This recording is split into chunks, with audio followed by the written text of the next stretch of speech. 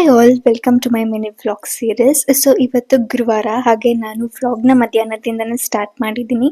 ಇನ್ನು ಮಧ್ಯಾಹ್ನ ಊಟಕ್ಕೆ ದಾಲ್ ತಿನ್ನಬೇಕು ಅಂತ ಅನಿಸ್ತಾ ಇತ್ತು ಆ್ಯಂಡ್ ಈಸಿಯಾಗಿ ಕೂಡ ಮಾಡ್ಕೊಬೋದು ಅಂತ ಇವಾಗ ದಾಲ್ಗೆ ಎಲ್ಲ ರೆಡಿ ಮಾಡ್ಕೊಳ್ತಾ ಇದ್ದೀನಿ.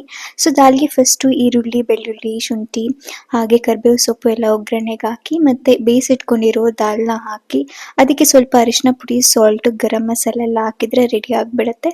ಸೊ ಇವಾಗ ನಾನು ಅದ್ರ ಜೊತೆಗೆ ಪಾಲಕ್ ಸೊಪ್ಪು ಯೂಸ್ ಮಾಡಿಕೊಂಡು ನಾನು ಇಲ್ಲಿ ಪಲ್ಯ ಮಾಡ್ಕೊಳ್ತಾ ಇದ್ದೀನಿ. ಮೊನ್ನೆ ಸೊಪ್ಪು ತರಿಸಿದ ಹಾಗೆ ಇತ್ತು, ಇದ್ರೆ ವೇಸ್ಟ್ ಆಗಿಬಿಡತ್ತೆ ಅಂತ ಮಾಡ್ಕೊಳ್ತಾ ಇದ್ದೀನಿ. ಈಸಿಯಾಗಿ ಮಾಡ್ಕೊಬೋದು ಮತ್ತು ದಾಲ್ ಜೊತೆ ಈ ಕಾಂಬಿನೇಷನ್ ಅಂತೂ ತುಂಬ ಸಖತ್ತಾಗಿರುತ್ತೆ. ದಿನನಿತ್ಯ ನಮ್ಮ ಊಟದಲ್ಲಿ ಈ ಥರ ಯಾವುದಾದ್ರೂ ಒಂದು ಸೊಪ್ಪನ್ನ ಇನ್ಕ್ಲೂಡ್ ಮಾಡಿಕೊಂಡ್ರೆ ತುಂಬ ಹೆಲ್ತ್ ಬೆನಿಫಿಟ್ಸ್ ಸಿಗುತ್ತೆ.